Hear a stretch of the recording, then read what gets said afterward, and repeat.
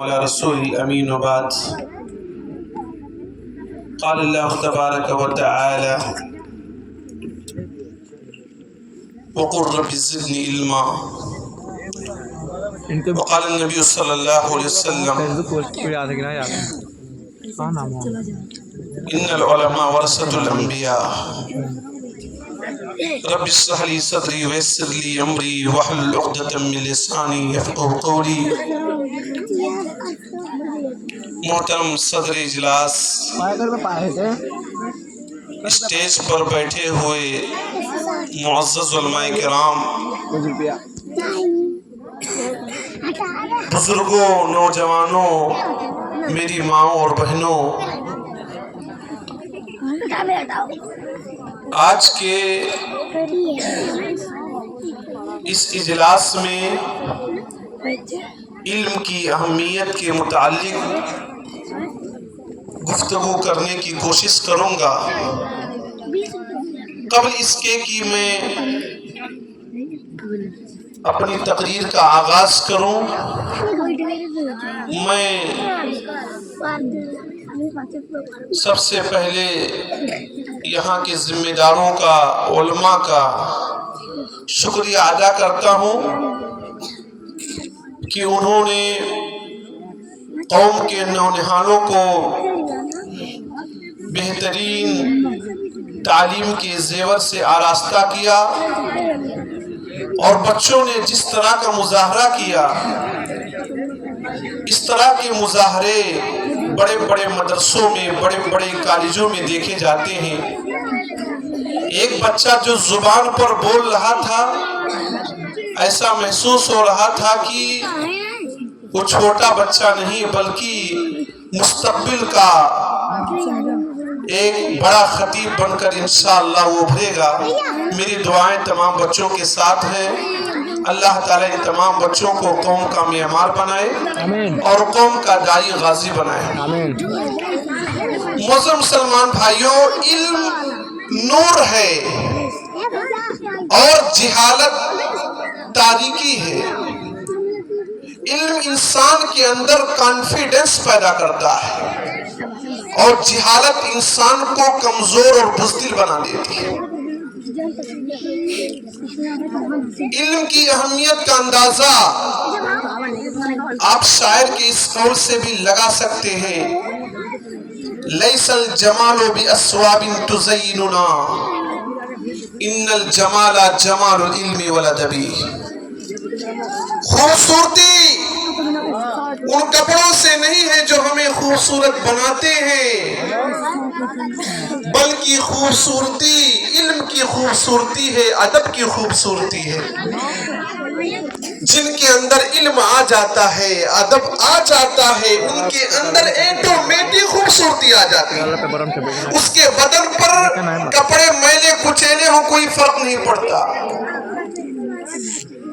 یہی بات ہے کہ اللہ رب العالمین نے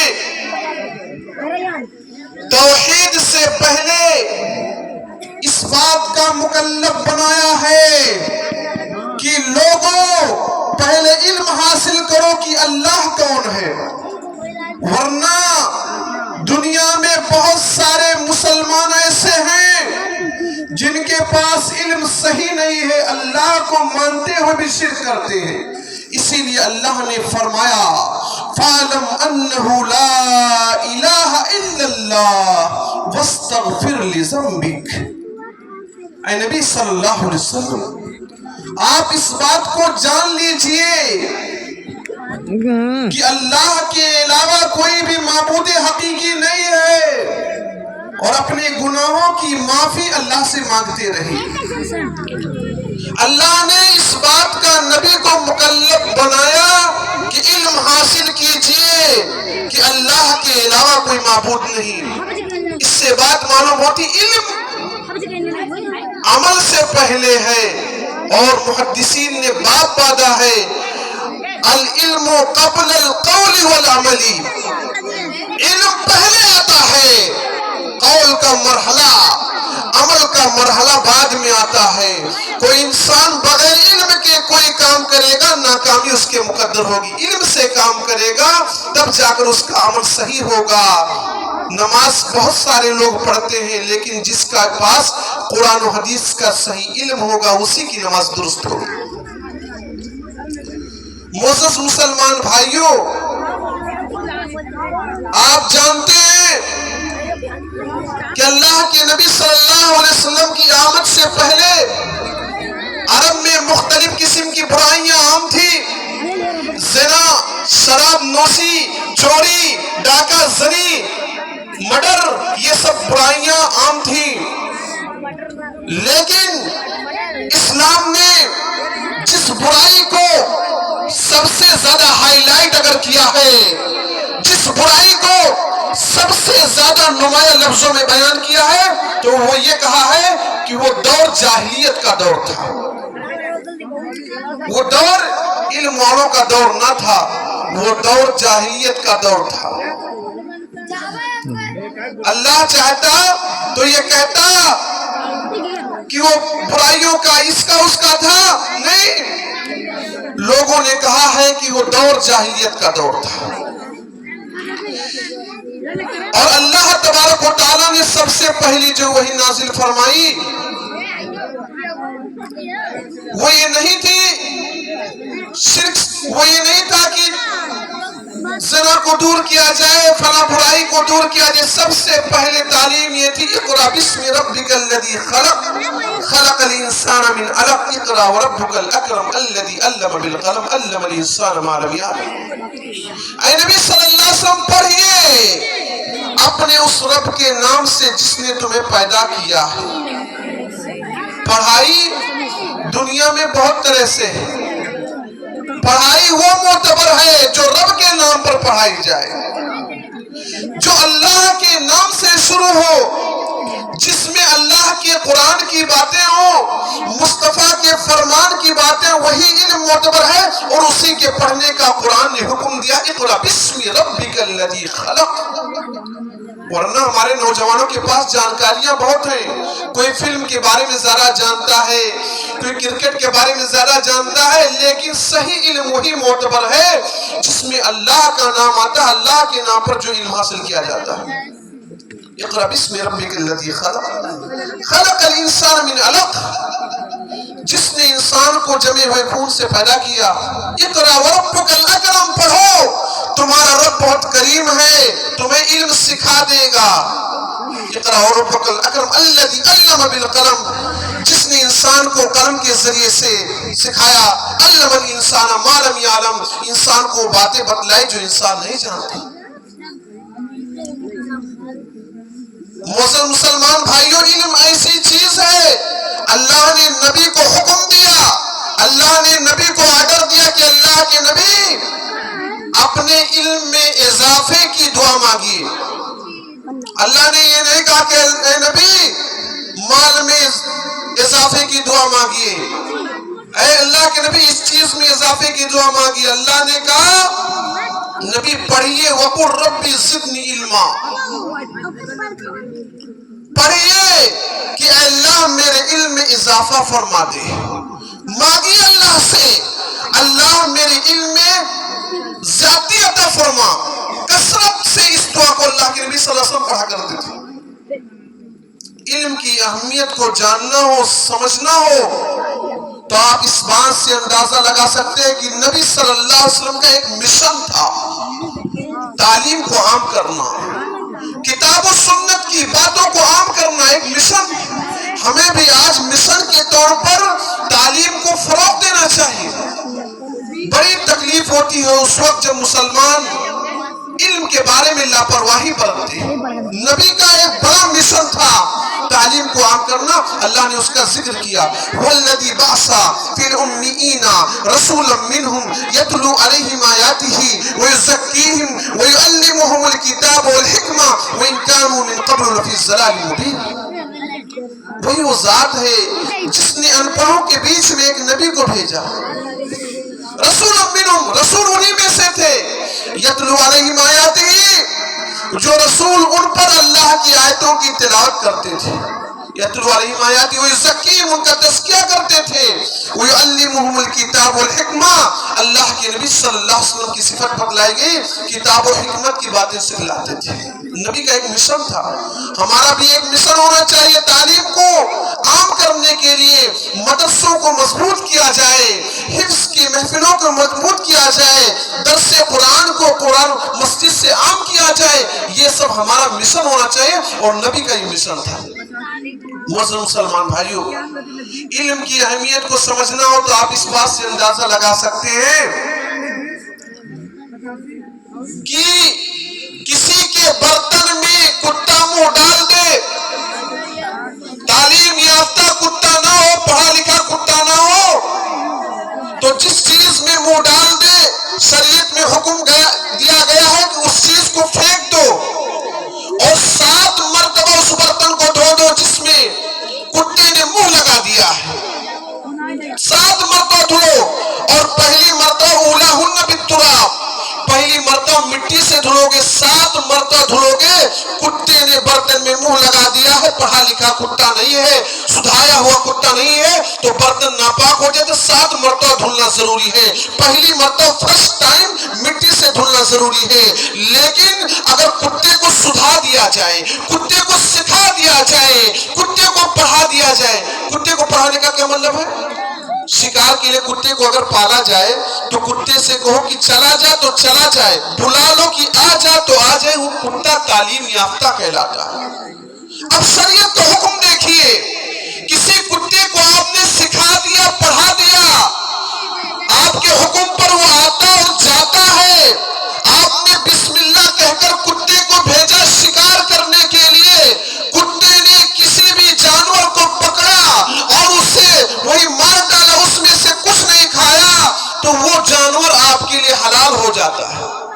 वही कुत्ता जब उसके पास तालीम एजुकेशन चीज न थी, बर्तन में मुंह लगा दे तो बर्तन से जो चीज है उसे भी फेंकना पड़ता है, 7 मरतबा धुलना पड़ता है। लेकिन कुत्ते के अंदर तालीम आ जाती है। शरीयत में बतलाया गया है कि वो बिस्मिल्लाह कहकर आपने शिकार के लिए भेजा है, उसने किसी भी जानवर को पकड़ा है, कोई भी चीज आपके लिए पकड़ा, अगर वो चीज हलाल है तो आप उसे खा सकते हैं, उसे फेंकना नहीं है। तो देखिए इल्म का कितना फर्क है।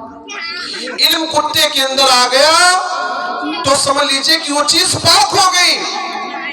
ये वजह है कि अल्लाह के नबी सल्लल्लाहु अलैहि वसल्लम और अल्लाह ने कई मकामात पर इल्म की फजीलत को उजागर किया। अल्लाह फरमाता है पढ़े लिखे लोग और अनपढ़ दोनों बराबर नहीं हो सकते।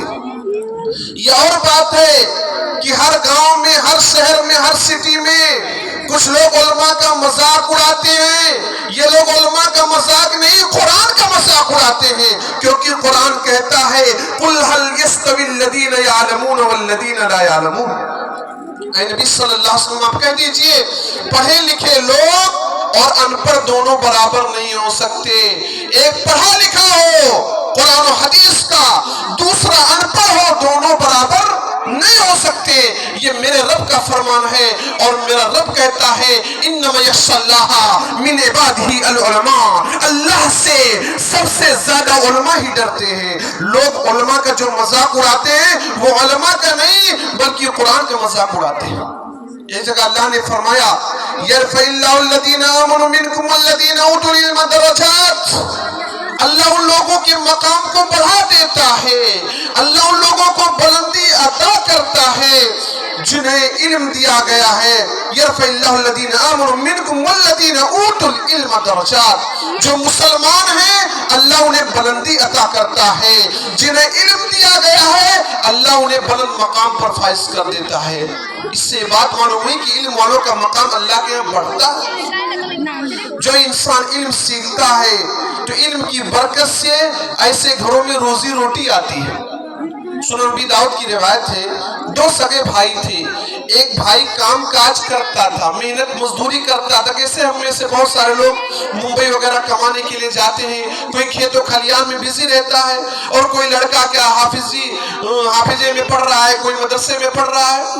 तो कुछ घर के अफराद बोझ समझते हैं कि वो लड़का पढ़ रहा है, सिर्फ खर्चा ले रहा, یہ دوسرا لڑکا تو 100-200 روپے بیگاری کر کے لا رہا ہے۔ ایک صحابی نے اعتراض کیا، اللہ کے نبی سے کہا کہ اللہ کے نبی، میرا بھائی ہمیشہ آپ کے پاس پڑا رہتا ہے، کچھ کام کاج نہیں کرتا، میں تو محنت مزدوری کرتا ہوں، آپ میرے بھائی کو سمجھا دیجئے کہ آپ کے درس میں شریک نہ ہو بلکہ کام کاج میں نکل جایا کرے تاکہ ہمیں مال ملے۔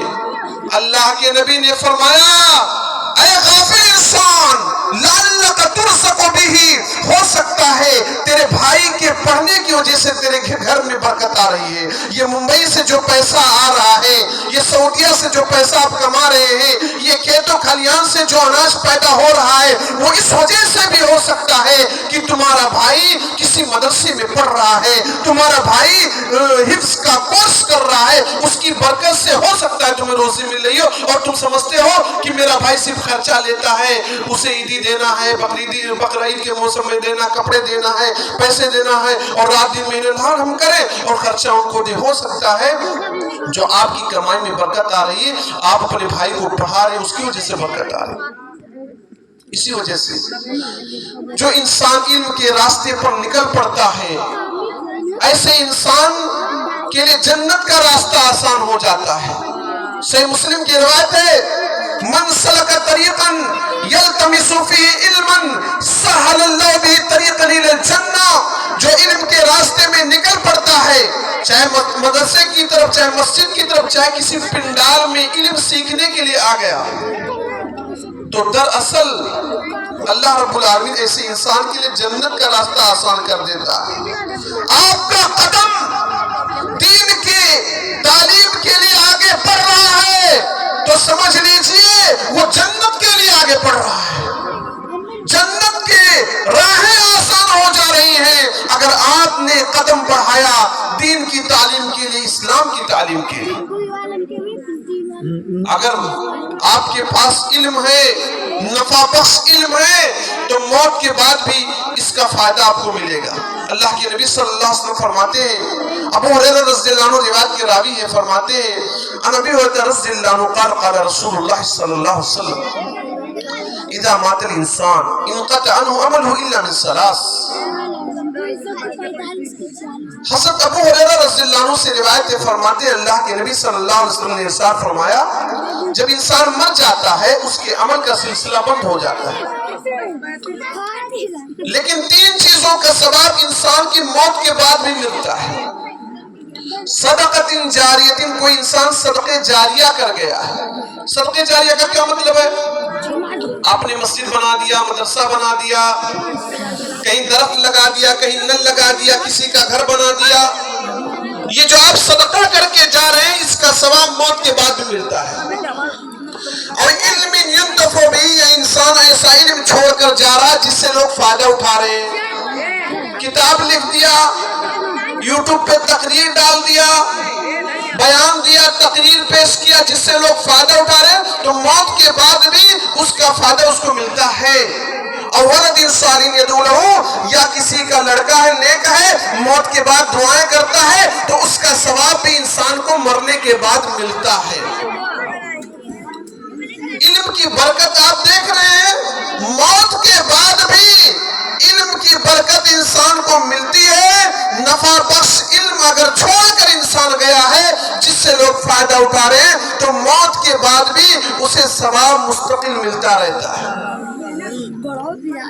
معزز مسلمان بھائیوں، یہ علم کی برکت ہی ہے، یہ علم کا کمال ہی ہے، یہ علم کا عروج ہی ہے کہ اللہ رب العالمین نے تمام فرشتوں کو آرڈر دیا تھا کہ حضرت آدم علیہ السلام کو سجدہ کریں۔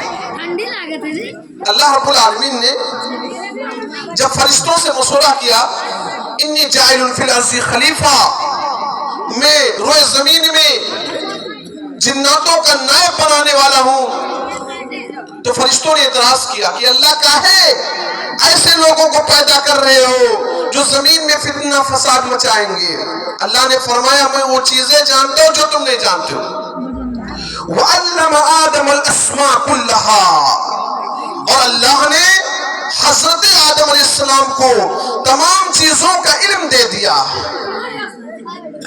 ثم عرضهم علی الملائکۃ، پھر اللہ تعالیٰ نے فرشتوں سے پوچھا، کہا انبئونی، فقال انبئونی باسماء هؤلاء ان کنتم صادقین. کہا فرشتوں ان چیزوں کے نام بتاؤ، یہ کیا چیز ہے؟ قالوا سبحانک لا علم لنا الا ما علمتنا. اے اللہ تو پاک ہے ہر چیز سے، ہم تو وہی جانتے جو تو نے ہم کو سکھلایا ہے. اللہ نے حضرت آدم علیہ السلام سے کہا آدم تم بتلا دو. حضرت آدم علیہ السلام نے ساری باتیں بتلا دی. اللہ نے فرشتوں کو حکم دیا، تمام فرشتے سجدے میں چلے گئے سوائے ابلیس کے. اب استکبر وکان من الکافرین. ابلیس نے انکار کر دیا، لیکن تمام فرشتے علم کی برکت کے آگے سجدے میں چلے گئے. اللہ کا حکم اور آرڈر تھا. مسلمان بھائیوں، علم کی برکت کو اگر دیکھنا ہو، ہم اور آپ کہتے ہیں حالات ساتھ نہیں دے رہے ہیں. اتنا تعلیم میں آگے بڑھ جاؤ کہ ہر سیٹ آپ کو پکارے کہ یہ سیٹ آپ کی ہے، یہ آپ کی جگہ ہے، یہاں اس کے لائق آپ ہی ہیں. آپ جانتے ہیں حضرت یوسف علیہ السلام بچپن میں ان کے بھائیوں نے کنویں میں پھینک دیا تھا، اور ایک سیارہ، ایک قافلے نے ان کو اٹھایا اور لے جا کر مصر کی مارکیٹ میں اونے پونے داموں میں بیچ دیا. کیونکہ جو چیز مفت میں ملتی ہے لوگوں کو اس کی قیمت کا صحیح اندازہ نہیں ہوتا. عزیز مصر نے حضرت یوسف علیہ السلام کو خرید لیا تھا اور اپنی بیوی سے کہا تھا اس مہمان کا اچھا خیال رکھنا. دھیرے دھیرے حضرت یوسف علیہ السلام جب بڑے ہوئے تو زلیخا نے، عزیز مصر کی بیوی نے، حضرت یوسف علیہ السلام سے بدکاری کرنے کا ارادہ کیا. دروازے بند کرنے لگی. حضرت یوسف علیہ السلام اپنے دامن کو بچاتے ہوئے، دروازوں کو کھولتے ہوئے آگے چلے جاتے. بعد میں زلیخا نے پیترا بدل کر حضرت یوسف علیہ السلام کو پھنسا دیا اور اپنے شوہر سے کہا کہ آپ کی بیوی کے ساتھ کوئی غلط نگاہ رکھے، غلط کام کرنا چاہے تو اس کی سزا کیا ہونی چاہیے. مجبور ہو کر بادشاہ نے حضرت یوسف علیہ السلام کو جیل کے اندر ڈال دیا. علم کی برکت سے حضرت یوسف علیہ السلام جیل سے چھوٹ گئے تھے. آپ نے دیکھا ہوگا، سنا بھی ہوگا کہ بادشاہ نے خواب دیکھا 7 دبلی پتلی گائیں 7 موٹی گایوں کو کھا رہی ہیں، 7 سوکھی ہوئی بالیاں 7 ہری ہوئی بالیوں کو کھا رہی ہیں. لوگوں سے بادشاہ نے پوچھا اس خواب کی تعبیر کیا ہے؟ لوگوں نے کہا یہ تو وہی خواب ہے جو آدمی روزانہ دیکھتے ہیں، کبھی اس طرح کی خواب، کبھی الٹا سیدھا خواب، وہی خواب ہے. ایک آدمی نے کہا یہ خواب ایک آدمی بتلا سکتا ہے، جیل کے اندر ہے وہ. حضرت یوسف علیہ السلام سے جب اس کی تعبیر پوچھی گئی، یوسف علیہ السلام نے بتلایا اس خواب کی تعبیر یہ ہے کہ 7 سال اللہ بہت دولت دے گا اور 7 سال کے بعد قحط سالی پڑ جائے گی، ملک میں ہاہاکار مچ جائے گا، ہر چیز مہنگی ہوتی چلی جائے گی، چیزیں نہیں ملیں گی، ڈیمانڈ اور سپلائی کم ہو جائے گی.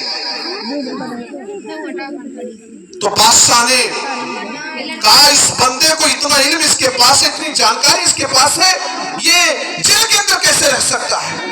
فوراً آرڈر دیا کہ حضرت یوسف علیہ السلام کو باہر نکالا جائے. حضرت یوسف علیہ السلام نے کہا بھائی ہم باہر ابھی نہیں نکلیں گے، پہلے میرے اوپر جو الزام لگایا گیا تھا صحیح ہے، اگر میڈیا میں بات آنی چاہیے. عزیز مصر نے اپنی بیوی سے پوچھا کہ جو الزام لگایا تھا یوسف علیہ السلام پر کیا صحیح کیا غلط؟ تو عزیز مصر کی بیوی نے کہا یوسف علیہ السلام سچے تھے، میں غلط تھی، میں نے ہی وہ لگایا تھا، وہ تو بندہ صاف ستھرا تھا، پاک دامن تھا، بچنے کی فکر میں آگے بھی بھاگ رہا تھا، میں نے اسے پھنسایا تھا. بعد میں بادشاہ بڑا نادم ہوا اور حضرت یوسف علیہ السلام بڑی عزت کے ساتھ رہا ہوئے. اللہ کے نبی صلی اللہ علیہ وسلم فرماتے ہیں اللہ تعالیٰ یوسف علیہ السلام پر رحم فرمائے، اگر میں ان کی جگہ پر ہوتا تو جب بلانے والا بلانے کے لیے گیا تھا میں فوراً جیل سے بھاگ آتا، لیکن یوسف علیہ السلام نے صبر کا مظاہرہ کیا، مزید معاملے کی تحقیق چاہا کہ ابھی معاملے کو اور جو ہمارے اوپر الزام لگایا ہے وہ کلیئر ہونا چاہیے۔ چنانچہ علم کی برکت سے جیل سے رہا ہو گئے۔ اب مارکیٹ میں دیکھیے، جب یوسف علیہ السلام نے دیکھا کہ ہر طرف نااہل لوگ ہیں اور ملک کو دیش کو ایسے حالات پیش آ سکتے ہیں جن حالات سے نپٹنا ایک عام آدمی کے بس میں نہیں ہے اور یہ کام کوئی میرے علاوہ نہیں کر سکتا، تو حضرت یوسف علیہ السلام نے ایک ڈیمانڈ رکھا۔ حضرت یوسف علیہ السلام نے ایک مطالبہ کیا کہا؟ اجعلنی علی خزائن الارض، اے بادشاہ مجھے فوڈ منسٹر بنا دیجئے، مجھے وزیر خزانہ بنا دیجئے، مالیات کا مجھے وزیر بنا دیجئے۔ کیوں مجھے وزیر بنا دیجئے؟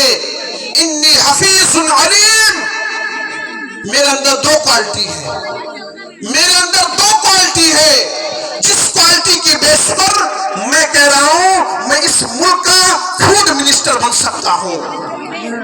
میں جو چیز دی جائے گی اس کی حفاظت بھی کروں گا اور میرے پاس علم بھی ہے، علم کی برکت اور امانت داری کی برکت کی وجہ سے حضرت یوسف علیہ السلام جن کو کنویں کے اندر ڈالا گیا تھا، جن کے بارے میں رو رو کر ان کے والد محترم کی آنکھوں کی روشنی چلی گئی تھی، وہ حضرت یوسف علیہ السلام ملک میں فوڈ منسٹر بنائے گئے۔ یہ کس کی برکت تھی معزز مسلمان بھائیوں؟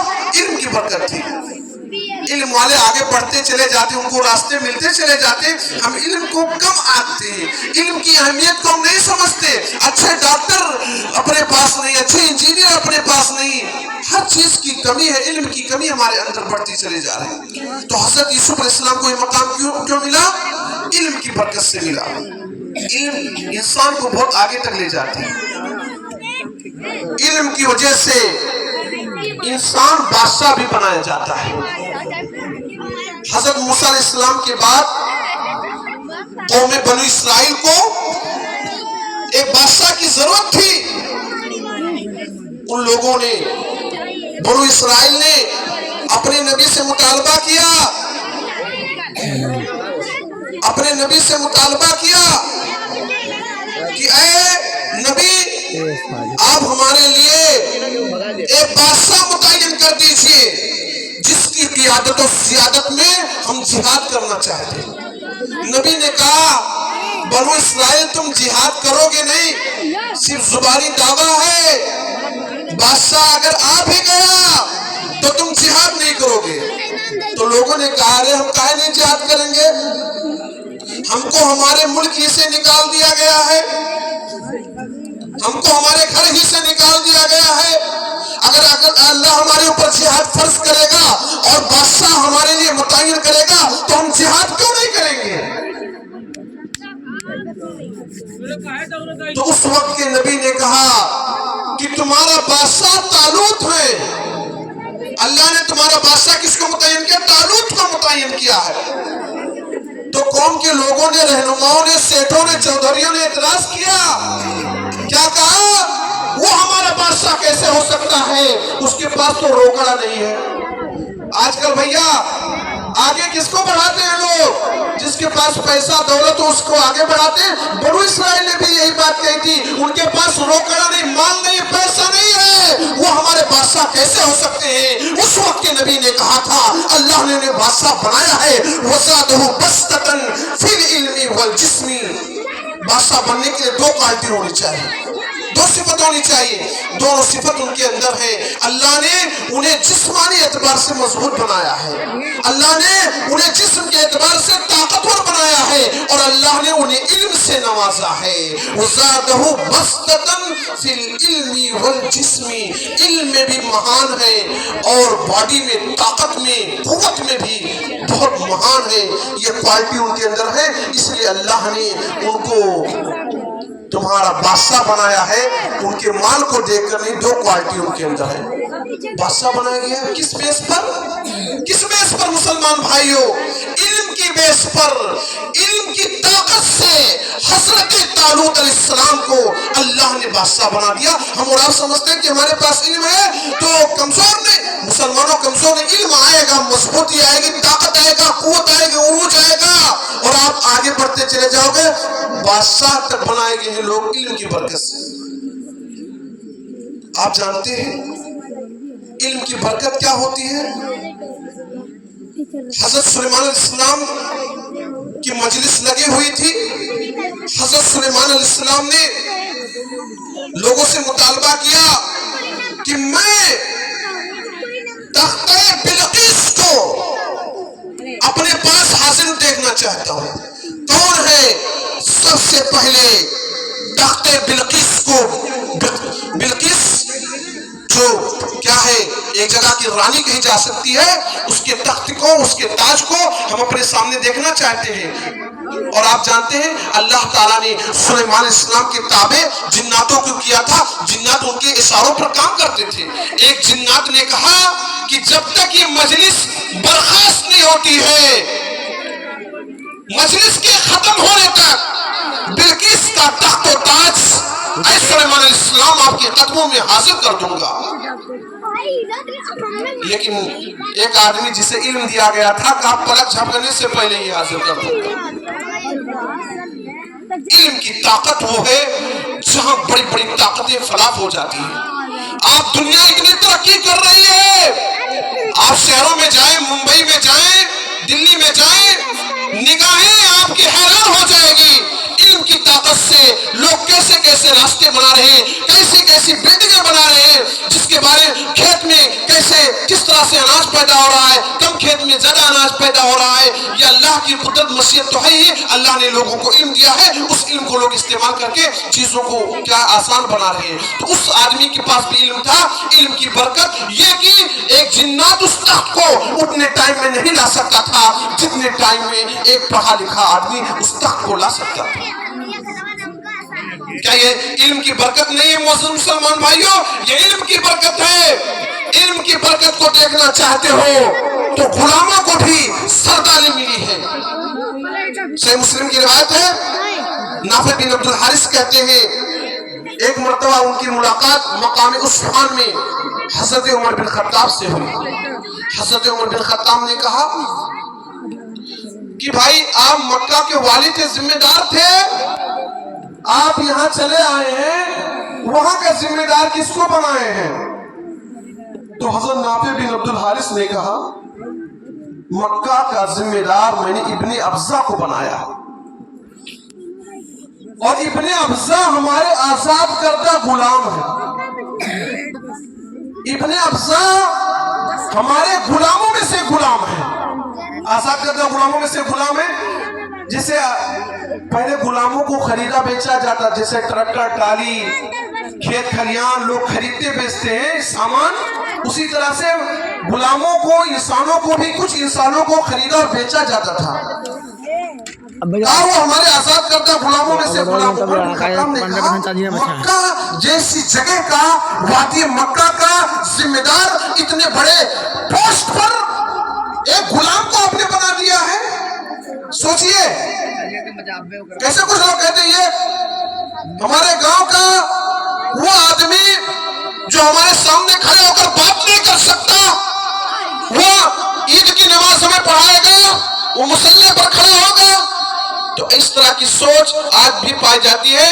بہرحال اس وقت عمر بن خطاب نے جب بات کہی تو انہوں نے کیا کہا تھا؟ کَإِنَّهُ قَارِئٌ لِكِتَابِ اللَّهِ عَزَّ وَجَلَّ وَعَالِمٌ بِالْفَرَائِضِ، وہ اللہ کی کتاب کے قاری ہیں، حافظ ہیں، حافظ جی ہیں، اور میراث کے بہت بڑے جانکار ہیں۔ عمر بن خطاب نے کہا یہی بات تو میں نے نبی سے سنی ہے، ان اللہ یرفع بہذا الکتاب اقواما ویذو بآخرین، اللہ اس کتاب کے ذریعے سے کچھ لوگوں کو بلندی عطا کرتا ہے، کچھ لوگوں کو اسی کتاب کے چھوڑنے کی وجہ سے اللہ ذلیل کرتا ہوتا ہے. سچ کہا کسی شاعر نے, وہ معزز تھے زمانے میں مسلمان ہو کر, وہ معزز تھے زمانے میں مسلمان ہو کر, اور ہم خار ہوئے تارک قرآن ہو کر. اس واقعے سے بتلا کر میں یہ بتلانا چاہتا ہوں کہ معزز مسلمان بھائیوں, ابن ابزا ایک آزاد کردہ غلام تھے. مکہ جیسی سرزمین کا والی گورنر بنا دیا گیا ان کو. کس کی برکت تھی؟ تو علم کی برکت تھی. تو علم کو آپ کم نہ ہاں کہ علم کی قرآن و حدیث میں بڑی فضیلتیں آئی, علماء کی فضیلتیں آئی ہیں. لہٰذا ہمیں اپنے آپ کو, اپنے بچوں کو علم کے زیور سے آراستہ کرنا ہوگا, اور ہمیشہ علم کے لیے دعائیں کرنی ہوں گی, اور علماء کے مقام مرتبے کو سمجھیں. کسی بھی عالم کی تحقیر نہ کریں. کمی سب کے اندر ہے, کوئی ایسا نہیں ہے کہ کسی کے اندر کمی نہیں. آپ اپنے بچے کی کمی کو درگزر کرتے ہیں, آپ اپنے بزرگوں کی کمی کو درگزر کر دیتے ہیں. اگر علماء کے اندر بھی کچھ کمی آ گئی ہے, اس کمی کو درگزر کر کے ان کے مقام مرتبے کو سمجھیں, کیونکہ ایک عالم کا مقام اتنا بلند ہے کہ جس طرح سے چاند کو تاروں پر, ستاروں پر فضیلت عطا ہے, اسی طرح علماء کو عوام پر, پبلک میں فضیلت عطا ہے. یہ اللہ کے نبی صلی اللہ علیہ وسلم نے فرمایا, علماء کے لیے مچھلیاں پانی میں, چوٹیاں سوراخوں میں دعائیں کرتی ہیں, فرشتے ان کے لیے پر کو بچھاتے ہیں. لہٰذا ہم اور آپ علم کی عظمت کو سمجھے, علماء کے مقام کو سمجھے. اللہ رب العالمین سے دعا ہے العالمین کہنے سننے سے ذرا ہم تمام مسلمان بھائیوں کو عمل کرنے کی توفیق دے. آمین. وآخر دعوانا الحمدللہ رب العالمین. السلام علیکم ورحمۃ اللہ وبرکاتہ.